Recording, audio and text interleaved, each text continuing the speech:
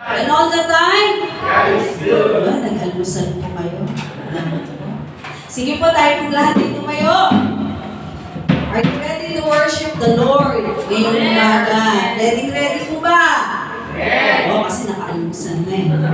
Sige ho. Tayo po ay mananalangin muna, syempre. Bago tayo magpasimula sa awitan. At ating pong pasalamatan na ating pong Diyos sa buhay ngayong umaga sa kabutihan po niya sa ating pong mga buhay. Lord, maraming salamat po sa iyong kabutihan. Sa umaga po ito, nais po namin mabigyan ka ng mataas na papuri, pagluwalhati, pagtakilat, pagsamba, Ama. Kulang pa ang aming buhay, ang aming mga boses, Panginoon, para maibigay sa iyo, Panginoon, mataas na pasasalamat, papuri, pagluwalhati, Panginoon. Sa umaga po ito, ang iyong presensya siya po namin maranasan, Ama. Ano man yung mga kasalanan na hindi po nakalulugod sa umaga po ito, sa iyo ay aming pong itinatawag, Ama. Linisin niyo po kami, maging karapat-dapat po kami sa aming pong paglilingkod at pagsama ngayong umaga. At dalangin ko, Ama, na ang bawat isa ay may pagpala sa iyong mga salita ngayong umaga na dadalhin ko na ang speaker, yung po siya ng anointing na nagmula po sa inyo, wisdom, Panginoon, na nagmula po sa inyo, and even yung aming pong praise and worship, Panginoon. Mag-bless po ang lahat, mabigyan ka ng mataas na papuri, pagluwalhati, pagsamba, Panginoon. Dalangin ko rin po, multimedia, recording, maging maayos din po, even the instrumental use, the guitar, the drums, and even, Lord, we pray, O God, yung po mga papunta pa lamang dito, ingatan niyo po sila makarating na safe at maging excited, Panginoon, sa umaga po ito, sa pagsamba po sa iyo. Salamat, Panginoon, yung banal na Espiritu, ang aming nais makasama ngayong umaga. Sa pangalan ni Jesus, lahat po na anak ng Diyos ay magsabi na siyempre, gumigising po tayo sa umaga, pagising sa umaga. Ito po yung inaawit natin sa Panginoon. Praise the Lord. Thank you, Jesus.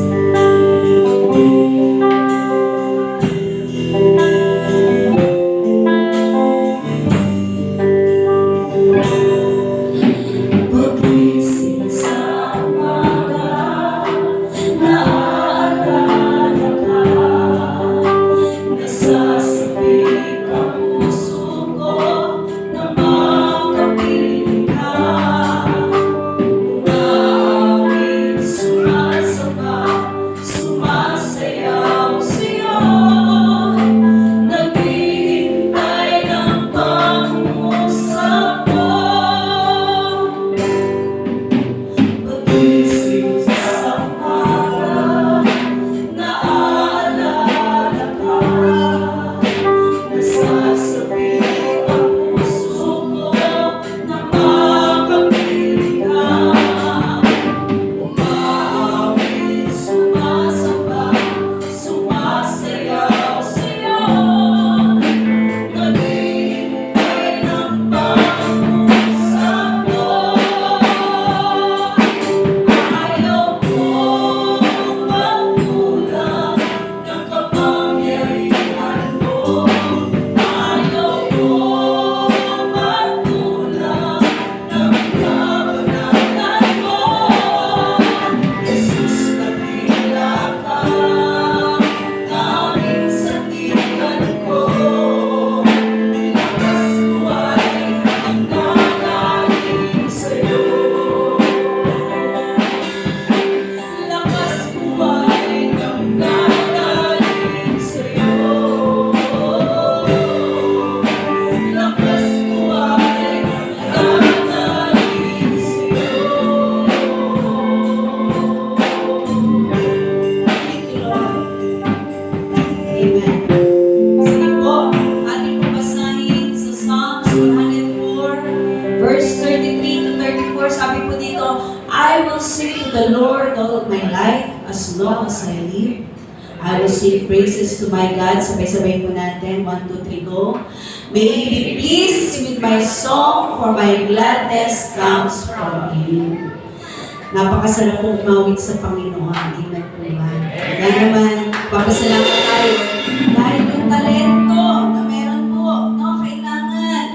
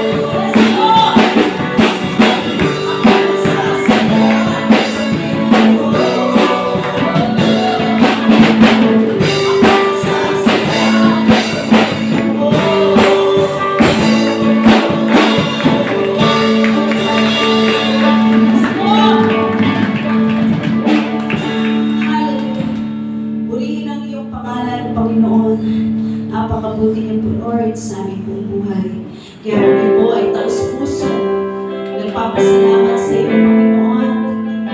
Hallelujah. Thank you, Holy Spirit. Thank you, Lord. Thank you, thank you, Jesus. Thank you, God. Salamat sa buhay, kalakasan, kagalingan, pagpapala, Panginoon. O Diyos, salamat po.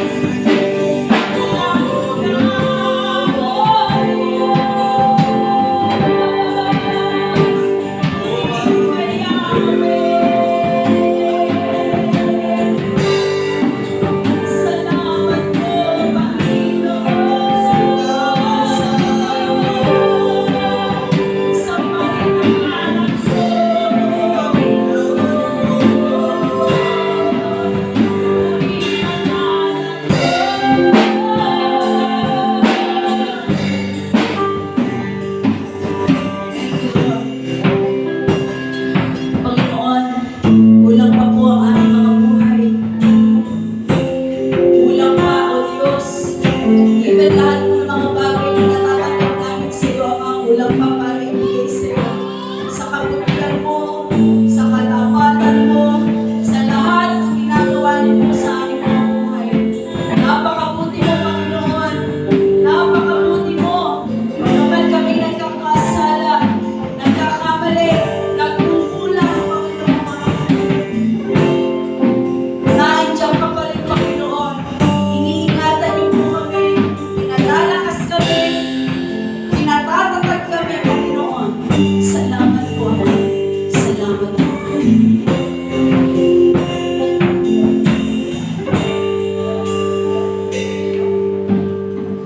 Sa lahat ng araw, Panginoon, minsan pa ang po natin.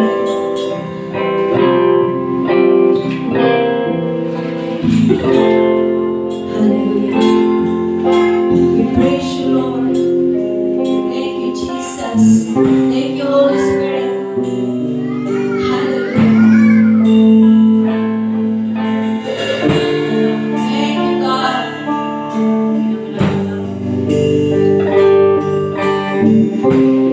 Minsan pa, awitin po natin sa Panginoon. Sa lahat ng araw, pupurihin ko ikaw.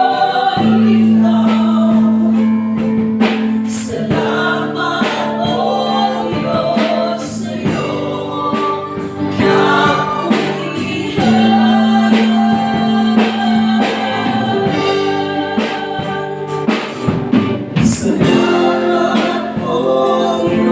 Diyos, sa iyong kapulihan. Salamat, O Diyos, sa iyong kapulihan. Sa iyo po ang pagluwalhati, pagdakilan, pagsamba sa pangalan po na ating Panginoon sa lahat ng ating sinasabi namin. Amen!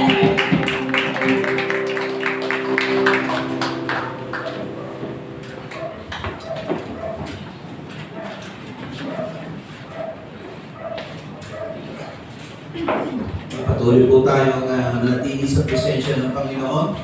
Tayo po ay manalangin.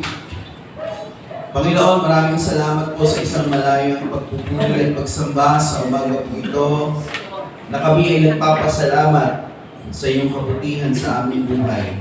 Sa bawat araw, ikaw ay mabuti. Sa bawat araw, ikaw ay nagmamahal po sa amin. Salamat po, Diyos, sa iyong katapatan. Sa umaga po ito, patuloy po namin itataas ang iyong pangalan sa pamamagitan ng mga pasasalamat na amin pong, Lord, ilalapit po sa iyo. Lord, salamat po sa mga kapatid po namin na nagdaos ng kaarawan. Salamat din po sa kaarawan na aking naranasan, Panginoon.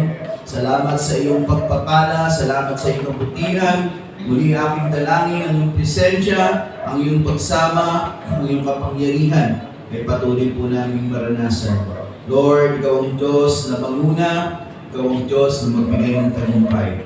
Maraming salamat din po sa mga kapatid po namin na nagdaos ng kanila pong anibersaryo. Kung meron man po, ang bigis ng pag-ibig ay patuloy mo pong panatilihin. Ang iyong kapangyarihan ay patuloy na kumilos po sa kanila. Lord, maging matatag po ang kanilang pagsasama sa kabila ng anumang maaaring mga sitwasyon, mga pagsubok. Ikaw ang Diyos na magpatatag at ikaw ang Diyos na lalo pang magpalalim sa kanilang pag-ibig sa isa't isa. Sa umaga pong ito, Panginoon, salamat sa mga panalangin na binigyan mo po ng katugunan. Mga kahilingan na nakasumpong ng biyaya sa iyong pong harapan. Maraming salamat, O Diyos, sa iyong katapatan. Salamat sa iyong kabutihan. Salamat sa pagtugon mo po sa mga panalangin na aming idinadalangin. Sa umaga po ito, kalakip ng mga pasasalamat ay ang aming muli paglapit at pagbiling po sa iyo. Sa umaga po ito, kung meron mo pong kahilingan patungkol sa mga pangangailangan ng aking mga kapatid, dalangin ko po, Lord, iyo pong punan. Ang pangunahin po ay ang pangangailangan espiritual. Sila po yung palaguin sa kanilang pananampalataya. Sila po ay palalimin mo po sa paglilingkod. Magkaroon silang lagi ng oras, panahon, sa iyong mga salita, sa pananalangin at sa pagdalo sa iyong mga gawain. Ikaw ang Diyos na magpala po sa kanilang buhay. Hubugin mo po ang kanilang buhay ayon po sa iyong mga plano. At dalangin ko po, Lord, ang anumang mga pangailangan po nila ay dagdag mo po sa kanilang buhay. Matutunan ka nilang unahin sa lahat ng bagay. Matutunan nilang, Lord, maglingkod po sa iyo ng buong katapatan na ang inuuna ay iyong kaharian at ang iyong kalwalhatian. At ang pangako mo po, ang lahat ng bagay idaragdagan mo na lang po sa amin. Ikaw ang Diyos na nagpapala sa aming paglilingkod. Lord, ang iyong pagpapala ay iyong inaabot po sa amin, pinagkakaloob. Turuan mo po kami na isabuhay ang mga pamantayan ng iyong salita na siyang, Lord, iyong ipinangako po sa amin na pagpapala.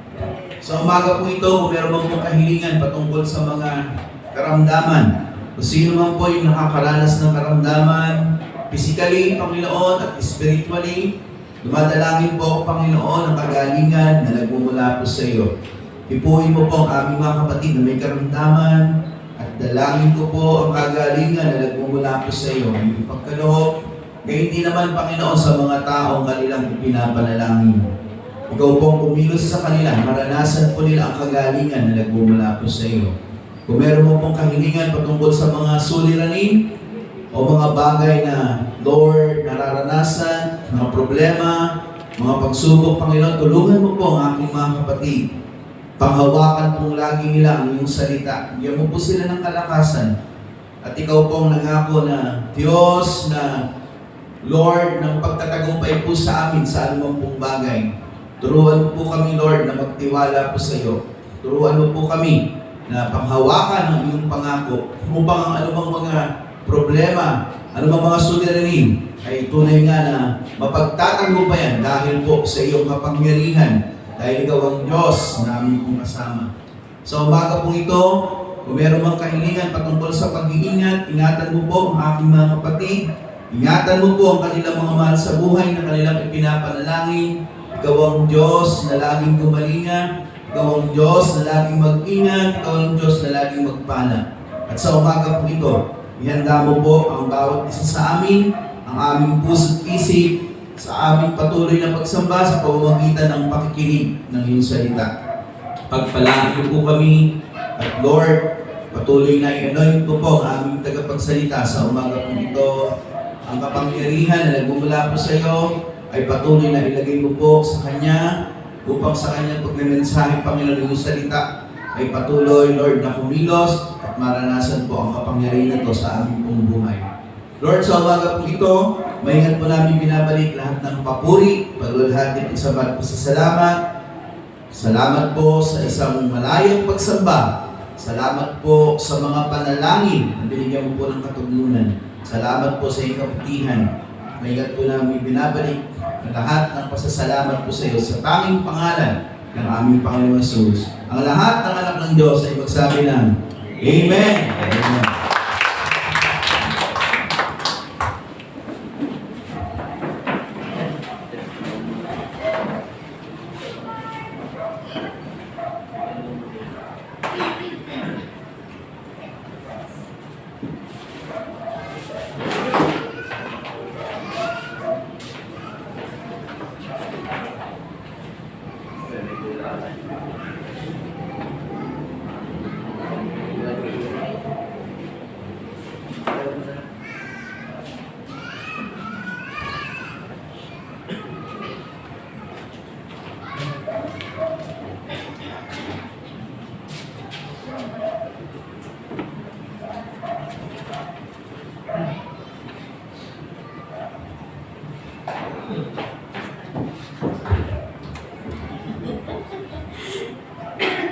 Okay. Magandang umaga po. Yan. Hello, sound check. Yan. Magandang umaga po. Nakalimutan ko mag-MC pala ako. Okay. Sige po, ngayon po yung ating pong announcement, i-flash po dito sa ating pong screen. Ang ating pong midweek service and prayer meeting every Thursday po yan. Amen? At kami po ni Pastor ay laging nag-i-invite, nangungulit sa inyo na ito po ay inyong daluhan sapagkat ang prayer po ay napakahalaga sapagkat ito po yung backbone ng church. Amen? Naniniwala po ba kayo na ang panalangin po ninyo ay mahalaga sa iglesyang ito? Amen. Ating pong speaker, Sister Susan Losada, song leader, Brother Ray Losada, usher, Sister Patricia La Fortesa, ating pong testimony, Brother Ray Acosta. Ating pong Sunday service on November 19 at 9:30 a.m. na po ating pong speaker, Pastor Manny Castro, song leader, Sister Cristina Barza, tithes and offering encouragement, Brother Ray Losada, usher, Sister Jasmine Bourbon, and flower sponsor, Sister Letty Baldago. IRM San Isidro Worship Service every Sunday at 2 p.m. Kami rin po ay nag-invite po sa inyo.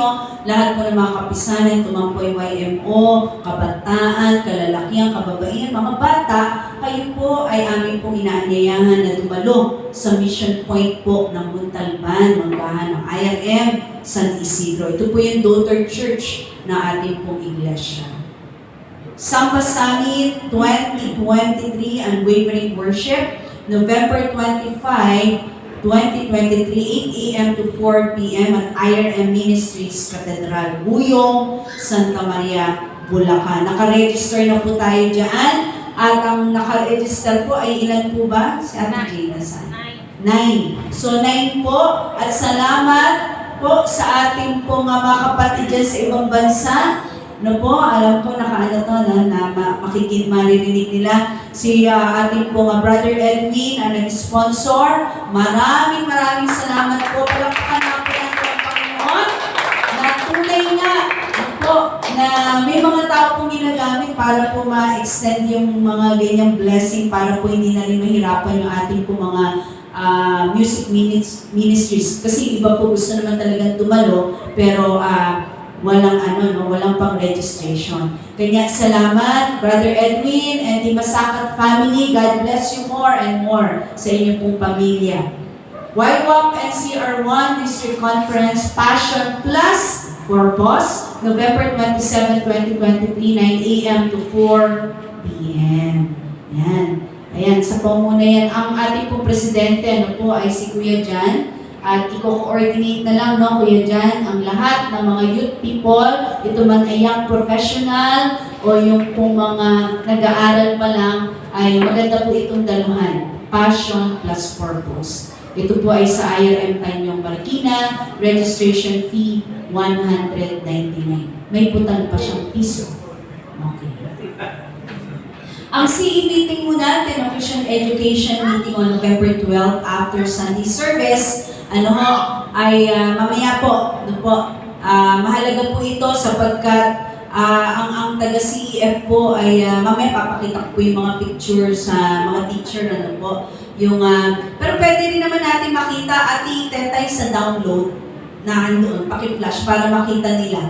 Ito po yung ating po ipinapanalangin na kung ano po yung kalooban ni God. Kasi ito po ay sa San Rafael, ang mission na gagawin po natin, ito po yung mga katutubo.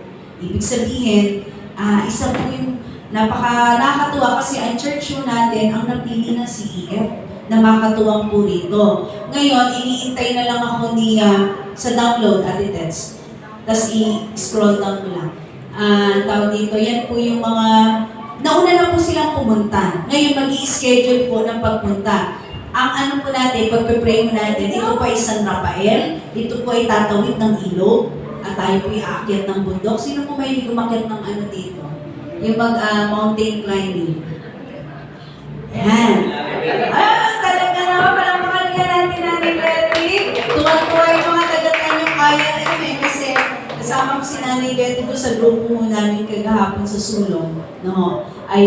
Natutuwa yung mga taga-tanyo kasi yung edad ni Nanay Letty, talagang nakaka-bless Sabi nila, sabi ni Jack Nitz, wala talaga, Pastora Mayra, ang edad wala po. Pag gusto mo maglingkod, maglilingkod ka sa Panginoon. Oo, nakasulong pa rin Sulong pa rin si Nanay Letty, po. Tapos yan, makikita niyo po yan po yung nais po natin sa CE department. Yan po yung pagmimitingan. Kasama po natin ang Pastor Manny. syempre naman, ang ano po natin dyan, kailangan syempre meron po tayong budget din. Pero the Lord will provide. Naniniwala mo ba kayo?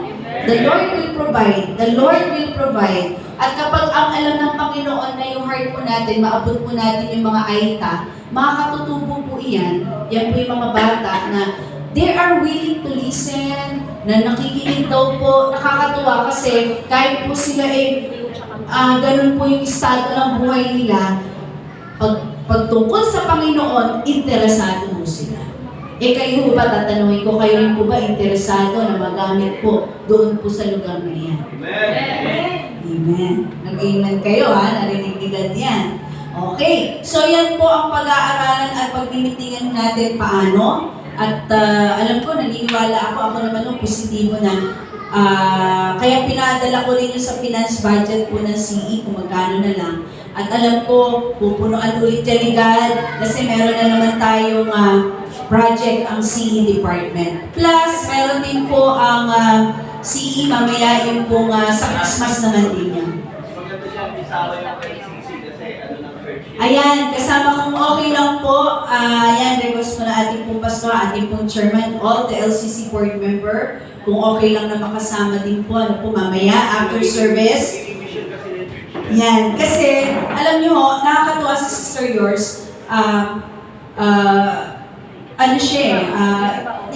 tiwala sa Montalban IRM na tayo po yung maging partner nila when it comes sa mga ganito pong gawain. Na po, palakapan natin yung Leti. Talagang, hindi pa ako nag-a-assign na.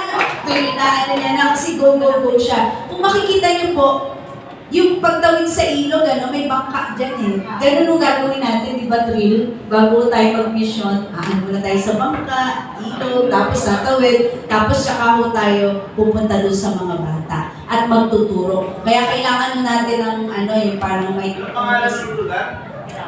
Hindi alam ni Sister Yours, pero sa San Rafael, pero alam ni Ate, yan, ganyan ho ang ginawa nila.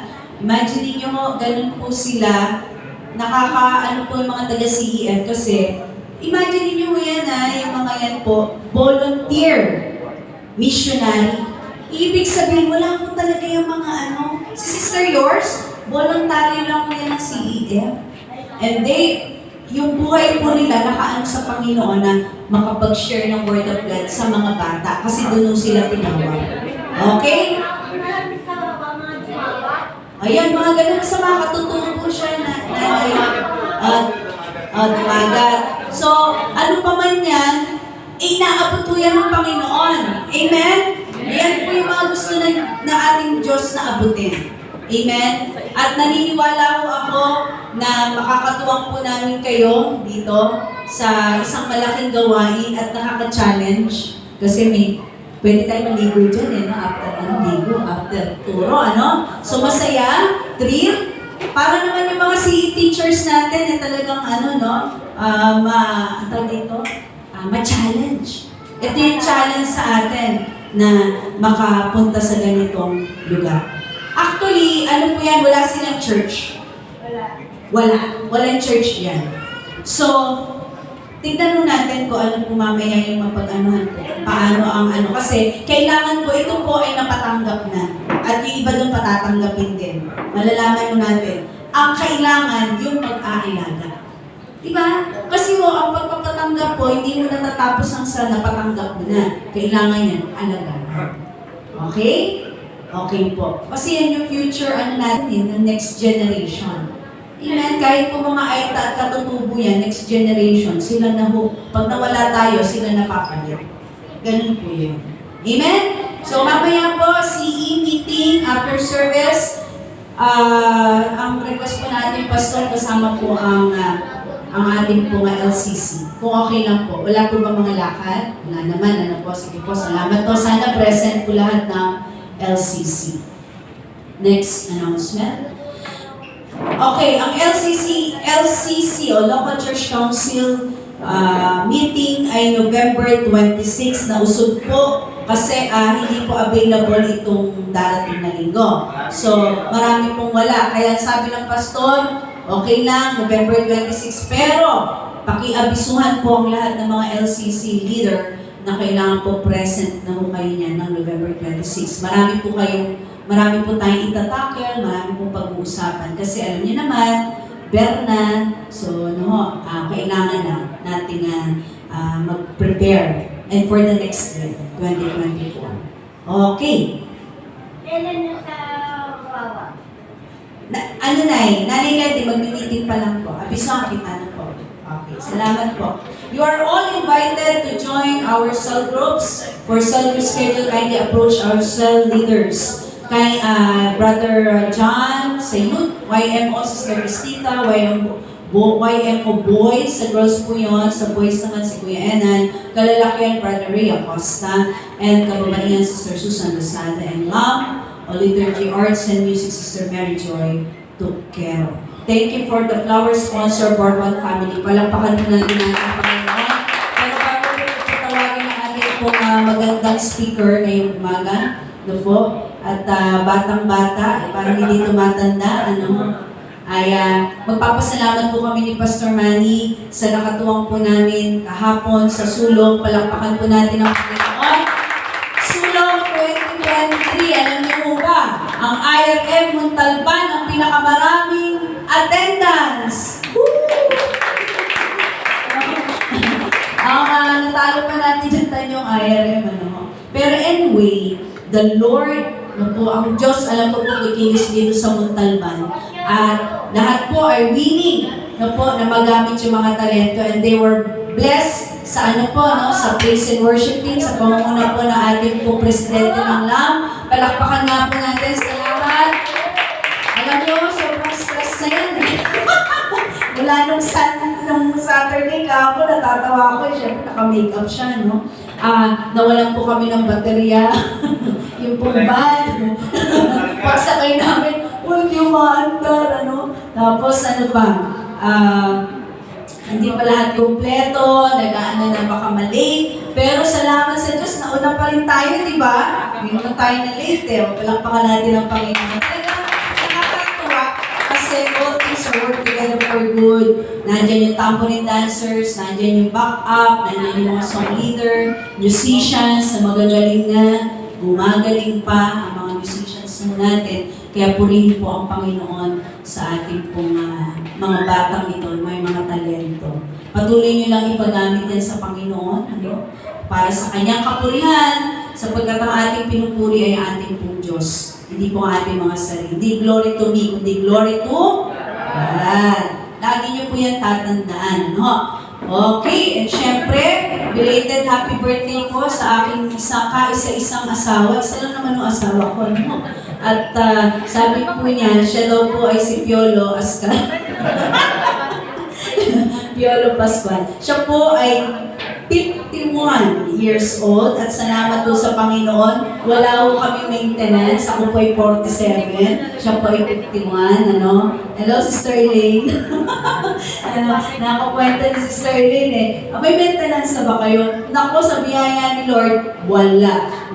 Wala po kami, hindi pa po kami nag-alat. Ayaw namin mag-maintenance. Kung ano po ng Panginoon. Kasi hindi naman siya high blood. Ako rin naman, hindi rin naman. So yun lang po, salamat sa Panginoon sa isang taon muli na ipinagkaloob ng Diyos at sa pagpapala, sa kalakasan, sa patuloy po ng pagsama ng Diyos sa amin sa ministry po dito po sa Montalban. Ready na po ba kayo? Talaga? Dala niyo po ba yung Bible ninyo? Amen. Sige ihanda na po natin ang ating pong puso, ang ating pong isipan sa pakikinig po ng kanyang mensahe na dadaling po na ating pong bumabata, na treasury, na ating iglesia. Wala pong iba, kundi Sister na Arnie Acos. Talaga naman. Sige po, natin. Thank you po na marami. Okay.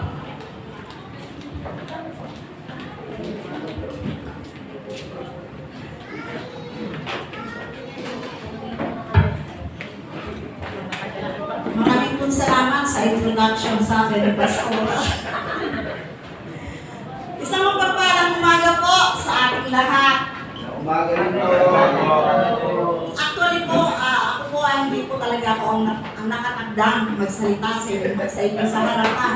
Pinch hit na naman po ako dahil ang ating pong finance head ay may lakad na naman. So nangangailangan po ng tagapalit para makapagbigay ng mensahe sa inyong umaga. Actually, dapat po ako ako po ang naka-schedule last Thursday. Kaso po, Thursday midweek, kaso po nag-back out nga po si Marilione. Blessing in disguise dahil hindi po ako nakarating nung Thursday. Sa mga nagtatanong, hindi po kami natuloy ng Tagaytay. Kasi po, si Kuya Boy nag-text, nasa Tagaytay daw po kami. Hindi po kami natuloy ng Tagaytay. Kami po ay ginabi sa kasa po ng Suzuki. Hindi ko po akalain na ganun katindi ang proseso paglalabas ng isang sasakyan na grabe po yung documents na aming pinirmahan. Sabi ko nga po sa aking anak, akala ko ba pagdating natin dito, pirma lang, uwi na tayo. Yung pala, hindi. Ang dami pong proseso, ang dami pa pong mga kung ano-anong binili sa amin. Na-release ko yung kotse ng anak ko, hindi po sa akin. Ako lang po nakapangalan, pero yung anak ko po na si James, yung pangalawa, ang magbabayad. Inabot po kami ng 9 p.m. para lang po mailabas yung sasakyan. Mamaya po makikita nyo dahil ipabe-bless po niya kay Pastor. Halata po ba na? Kinakabahan po talaga ako ngayon, umaga dito. Kung maririnig nyo lamang po yung tibok ng puso ko, sabi, tugudug, tugudug, tugudug. Kaya po yan sa biyaya ng Panginoon. Alam niyo mga kapatid, natural na sa mga tao ang maging mapanuri, maging mapagtanong, at maging curious sa iba't ibang bagay. At ito rin po ang dahilan kung bakit napakarami kong bagay ang nadiskubre at naimbento dito sa mundo. Kung hindi po tayo naging mapagtanong nung bata pa tayo, hindi sana natin malalaman yung iba't ibang bagay sa mundo. In short, mga kapatid, we have so many curious questions in life. Too many questions at most of the time, nagdidiman po tayo ng sagot. As soon as possible. Even the trials and tribulations na nararanasan natin, we keep on asking, bakit nangyayari ito? Kailan matatapos ito? At kapag wala tayong nakuhang sagot agad, ang dami na po natin mga ideas o haka-haka o inventong dahilan para lamang po ma-justify yung mga pangyayari sa buhay natin. Pero ang totoo mga kapatid, nangyayari ang mga bagay sa ating buhay dahil po may purpose si Lord. At ano po ito? At ito po ang sasagutin ng mensahe ng Diyos sa umagang ito. Inanayaan ko po ang lahat na tumayo at buksan po ninyo yung mga Biblia sa John 9:1-3. At ito po ay babasahin ko sa wikang Ingles sa salin ng New International Version o NIV. John 9:1-3. Ganito po sinasabi, as he went along, Jesus saw a man blind from birth. The disciple asked him, Rabbi, who sinned, this man or his parents, that he was born blind? Neither this man nor his parents sinned, said Jesus. But this happened so that the word of God might be displayed in his life. Sa Tagalog po, sa paglalakad ni Jesus, nakita niya ang isang lalaking pinanganak na bulag. Tinanong niya ang mga alagad, Guro, sino po ang nagkasala at pinanganak na bulag? Ang lalaking to, siya ba o ang kanyang mga magulang? Verse 3, sumagot si Jesus, ipinanganak siyang bulag hindi dahil sa nagkasala siya o ang kanyang mga magulang, kundi upang maihayag ang kapangyarihan ng Diyos sa pamamagitan niya. Pagpalaan po ng Diyos ang pagkabasa ng kanyang mga salita, tayo po ay manandaling manalangin. Panginoon, marami pong salamat sa isang mabiyayang pag-aawitan na nagbibigay kaliguran sa iyong pangalan. Marami pong salamat sa mga biyayang patuloy na pinaparanas mo po sa amin.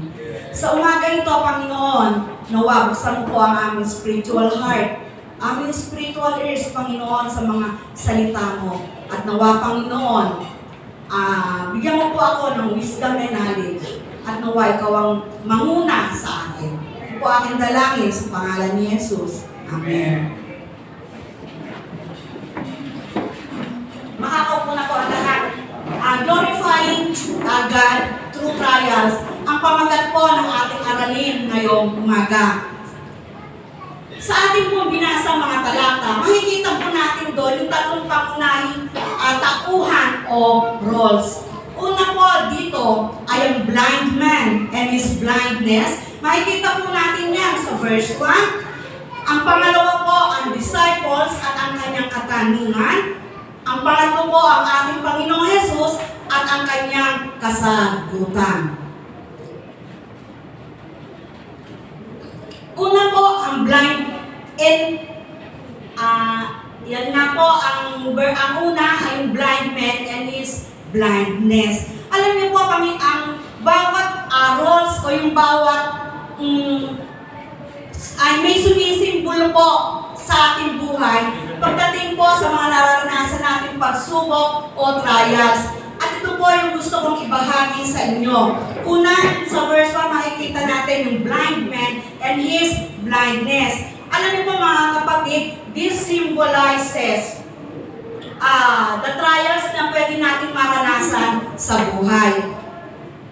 Ano ba itong mga pwede natin maranasan sa buhay ng mga trials? It could be infirmities or kapansanan or karamdaman. Tulad mismo ng pagkabulag, nagka-cancer ka, nagkaroon ka ng sakit sa puso, or nagkasakit yung isa sa mga mahal mo sa buhay, naputulan ka ng paa, or nawalan ka ng pandinig.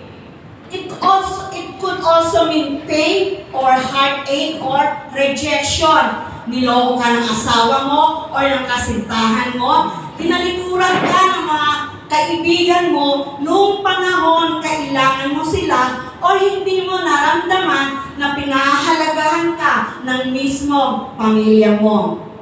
It could be work-related. Napagalitan ka ng boss mo, hindi nila na-appreciate yung mga effort at worst, terminate ka ng walang sapat na dahilan. Harassment, oppression, disappointment, pressures, and many more, mga kapatid. And these are the sample of trials na pwede natin maranasan sa mundong ito. Katulad ng lalaki dito sa verse natin na pinanganak siyang bulag at ito ang trial o pagsubok niya sa kanyang buhay. And most of the people ay may usual po na reaction kapag mayroon po ganitong pangyayari sa buhay nila. At ito po ang sumisimbolo sa ating pangalawang tauhan. Yan po ay makikita natin sa verse 2, disciples and their question.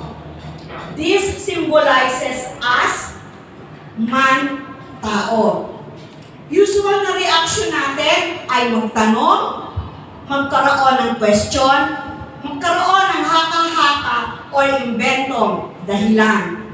Agad silang nagkakaroon ng dahilan sa kung bakit nabulag ang taong iyon. Tanong ng mga disciples, sino ang nagkasala?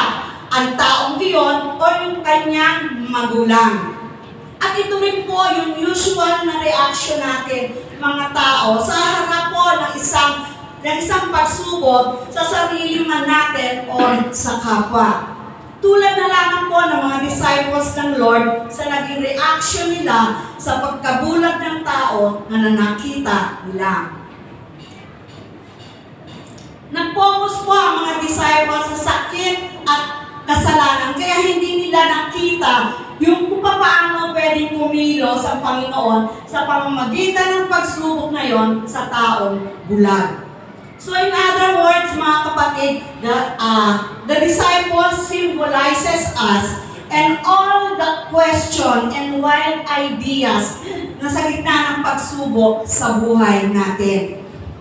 Ngunit ang dapat nating malaman ay ang totoong dahilan kung bakit po hinahayaan ng Lord na mangyari ang mga bagay na ito dito sa mundo. Verse 3, Jesus and His answer. This symbolizes God. Sa bawat katanungan na binibitawan natin tuwing may pagsubok sa buhay natin or tuwing nakakasaksi tayo ng pagsubok sa ibang tao or mismo tayo yung nakakaranas sa buhay natin, iisa lang po ang simpleng sagot ni Lord. Anak, nangyayari ito para mahayag ang kadakilaan ni Lord. So sabi po sa verse 3, ipinanganak siyang bulag, hindi dahil sa nagkasala siya o yung kanyang mga magulang, kundi upang mahayag ang kapangyarihan ng Diyos sa pamamagitan niya. So, siguro tatanungin niyo ako, paano mangyayari ito? Kapag nagkasakit ka at pinagaling ka ni Lord, sino po ang madadakila? Si Lord. Kapag nakaranas ka ng emotional pain or nalampasan mo yung mga nalampasan mo po yun sa tulong ng Lord, sino po ang maluluwalhati? Si Lord. Kapag na-terminate ka sa trabaho at may pinalit ang Lord na mas magandang kumpanya, sino po ang maluluwalhati? Lord. Si Lord. You see, mga kapatid, every time there are trials in our life, God is also there. Each time to help us through, at the end, He will glorify. Amen? So let us take note, mga kapatid, that God did not promise us a life free from any trials. Dahil siya nga po ang nagbigay ng babala sa atin. Ano po ang sabi din sa John 16:33? B, pakibasa po.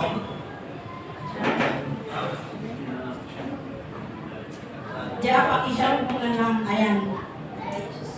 16:33. Wala po. Wala yan. Saan po ito? Wala yan. Wala po kasi. Wala. Sige po. Sandali lang po. Commercial. Wala akong tira. Wala. Sabi po sa John 16:33b, here on earth you will have many trials and sorrow. Yan po ay sa translation ng NLT. Pero ang good news naman, mga kapatid, even if God did not promise us a life free of trials, He did promise us one thing, that whatever trials we may find ourselves in, we can always count on Him to help us overcome. Ang sabi po ni Lord, He will never leave us nor forsake us. Ang sabi po sa Psalms 34:19, pakibasa po. The righteous person faces many troubles, but the Lord comes to the rescue each time.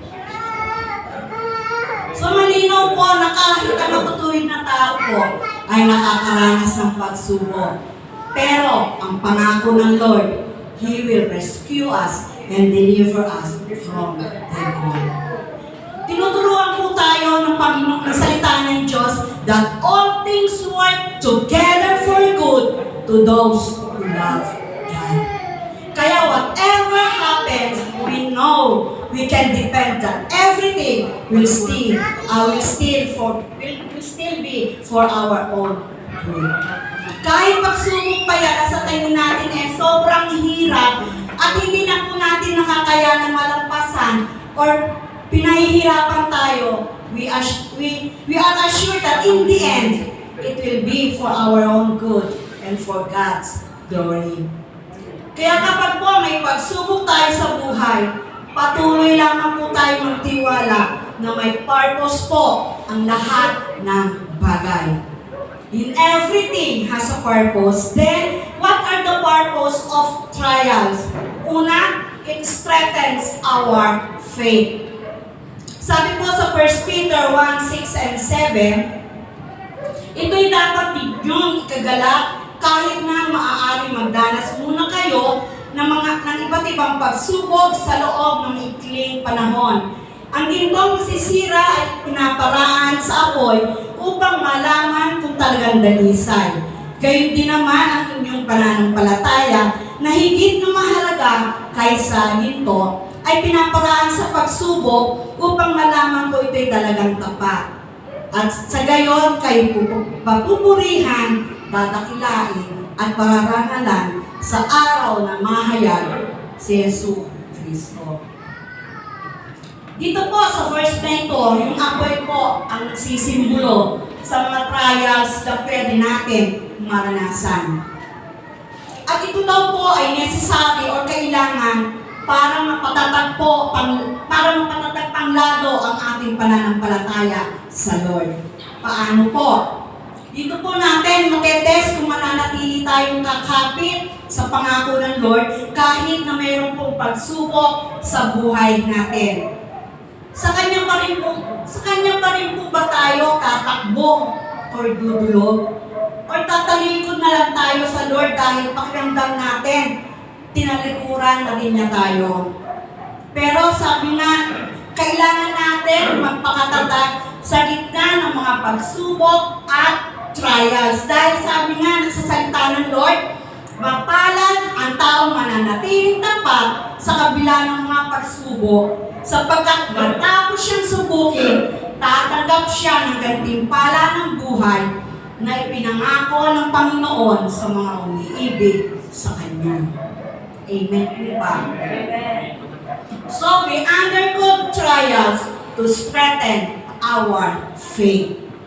Pangalawa po, it develops godly character in us and tests our fruit of the Holy Spirit. Mga kapatid, we are created in the image and likeness of God. Kaya dapat po nandun po yung desire natin na mamuhay na mayroon kabanalan. For God is holy, so we should be holy. It doesn't mean necessarily na magiging Diyos tayo, kundi we should strive to live a life in the same way kung paano po namuhay ang Panginoong Jesus nung panahon nagministeryo siya dito sa lupa. Nasa kabila po ng mga pagsubok sa kanyang pagiging tao, yung pagpapahiya, pananakit, yung pag-aalipusta at iba pa, nandun pa rin po yung pagiging mahinahon niya, yung patience, yung kababaan loob. At yun po ang model of a godly person. We should be able to handle all trials just like how the Lord Jesus Christ did para ma-develop sa atin ang godly character. At ito pong pagtsatsaga, katatagan, pag-asa are the godly characters na nade-develop po sa atin kapag po tayo ay nakakaranas ng pagsubok. And through trials, dito rin po natin matetest kung yung bunga po ng banal na espiritu ay patuloy natin na isa sa pamuhay or baka mabilis na lalaglag kapag nakakaranas na po tayo ng isang matinding pagsubok. As Christians, kailangan po natin maipakita na namumuhay tayo, taglay ang mga katangian na ine-expect ng Lord sa atin at nakikita din dapat sa atin na sa lahat ng oras, ang pag-ibig, kagalakan, kapayapaan, katyagaan, kabaitan, kabutihan, katapatan, kahinahunan, at pagpipigil sa sarili na siya pong bunga ng banal na espiritu na dapat taglayin ng lahat sa anumang sirkumstansya ng buhay. Kapag nakita ng tao na sa gitna ng pagsubok ay mananatiling matatag ang pananampalataya mo, and you continue to show and develop your godly characters, at patuloy na nakikita sa buhay mo ang mga bunga ng banal na Espiritu, then definitely God will be glorified sa buhay mo. How to respond to the trials in our lives? Una, cry out to God in prayer. Madalas po na kapag mayroon po tayong pagsubok na or problema na pinagdadaanan, una po natin hinihinga ng tulong. Sino po? Friends? Kapag walang nangyari sa friends, family, hindi po ba lalapit ka sa pamilya mo? Pero meron po pagkakataon na sa buhay po natin, or hindi po sa atin o sa buong mundo, mas una pong nakakaalam ang mundo. Why? Pinopost po sa mga social media, sa FB, na meron naman po tayong isang Diyos na maaaring malapitan anytime, 24/7. Ewan ko nga lang po bakit. Imbis na kay God po ang unahin, post agad. Sabi ko, bakit mga tao to ganito? Alam na may problema, ipopo. Siguro, para makahingi ng tulong. Sa palagi ko naman, sa mga problema na yun, walang solusyon, kundi sa pamamagitan lang ni Lord. Hindi po natin kayang solusyonan yung mga problema o yung mga trials na atin pinagdadaanan. Nakakalimutan na po natin kung sino yung una natin dapat takbuhan sa oras ng pagsubok. Sabi nga po sa Psalms 10:15. Sige po, pakibasa po ulit. Call on me the day of trouble, I will deliver you, you shall honor and glorify me. Salamat po. Yan lang po yung time ng kainom ako. Ang hirap po magsalita ng dire-diretso.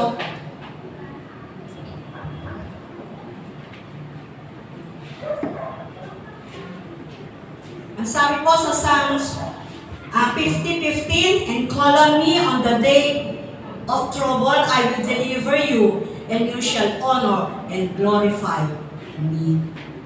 We tend to forget that we are serving a powerful and loving God, na siyang may kakayahan na tulungan tayo sa kahit ano pong sitwasyon sa ating buhay.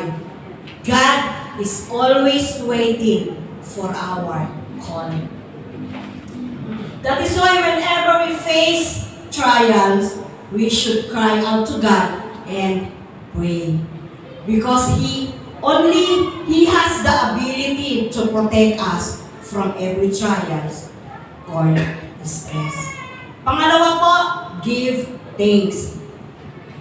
Madalas po pinakamahirap magsabi ng pasasalamat sa gitna po ng isang mahirap na sitwasyon sa ating buhay.